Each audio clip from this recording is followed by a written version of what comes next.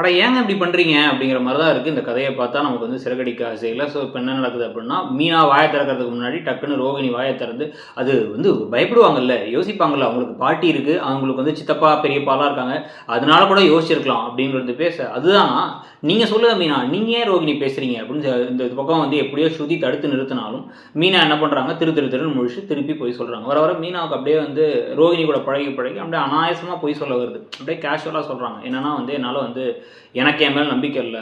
கிறிஷை வந்து இப்போ நான் வந்து தத்தெடுத்ததுக்கப்புறமா எனக்குன்னு ஒரு குழந்தை பிறந்தா 2 குழந்தையும் ஒரே மாதிரி பார்ப்பேனான்னு எனக்கு தெரியல. எனக்கு அது பயமாக இருக்குது. முன்னாடி ஒத்துக்கிட்டேன், இப்போ எனக்கு தோணலை அப்படின்னு சொன்ன உடனே இது நியாயன்ட்டார் அண்ணாமலை.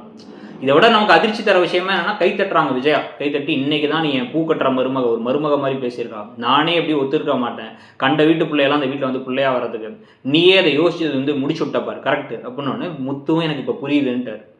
புரியுது, அவனுக்காகவும் ஃப்யூச்சருக்காகவும் யோசிச்சிருக்காரு. சரி விடு, நம்ம இப்போ காட்டுற பாசத்தை நம்ம காட்டுவோம், அவனுக்கு ஒரு நல்ல வாழ்க்கையை அமைச்சு கொடுப்போன்ட்டார் அவர். பாவம் இவ்வளோ ஏமாளி கோமாளியா அவர் இருக்கார். இதுக்கிடையில தான் வந்து பார்த்தீங்க அப்படின்னா வந்து இப்போ மனோஜ் சொன்ன டைலாக் தான் ரொம்ப ரொம்ப ஹைலைட்டான டைலாக். அப்படியே வந்து மற்றவங்கலாம் ஒன்றை மாதிரி இல்லை போல, எல்லாருமே தான் புருஷன் எதையோ மறப்பாங்க போலன்னு ஒரு மீனா ஒரு முறை வேற முறைச்சாங்க. முறைச்சிக்கிட்டே இருக்க வேண்டியதான், கடைசி வரைக்கும் எதுவும் பண்ணுற மாதிரி தெரியல.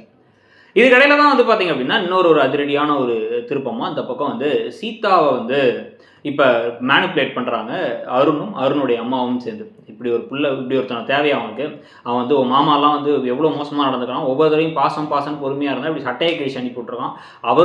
அவனோட ஃப்ரெண்டுக்கு குழந்தை இல்லைங்கிறத பற்றி பேசினதுக்கு போய் வந்து இப்படி போட்டு அடிச்சிருக்கான். அவனை ஒரு ரவுடி பைய, அவன் கூட நீ சேரக்கூடாது, உங்கள் அக்காட்ட கூட சேர்ந்துக்கோ, ஆனால் வந்து உன் மாமாட்ட நீ சேரக்கூடாது, இனிமேல் ஒதுக்கி வைக்கணும்னு அருணும் சந்தோஷமாயிட்டார்.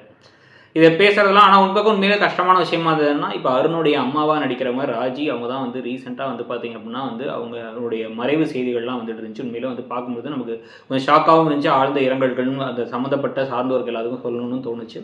ஸோ இப்போ இதுக்கடையில் தான் வந்து பார்த்தீங்க அப்படின்னா வந்து இப்போ சீதா என்ன பண்ணுறாங்க, இதை புரிஞ்சுக்காம நேராக வீட்டுக்கு வராங்க.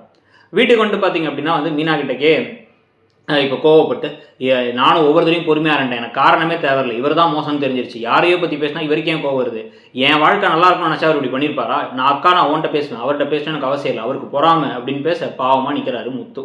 ஸோ இந்த விஷயத்துக்கு யார் காரணம் வந்து பார்த்தீங்கன்னா, இன்டர்ன் வந்து இவர் இருந்த கடுப்புக்கெல்லாம் காரணம் மீனா தான் வந்து நிற்கும். அப்புறம் கடைசி அதுக்கு யார் காரணம் வந்து பார்த்தா ரோகிணி தான் வந்து நிற்க போகுது. இதெல்லாம் பற்றி நீங்கள் என்ன நினைக்கிறீங்கிறத சொல்லுங்கள். தேங்க்யூ.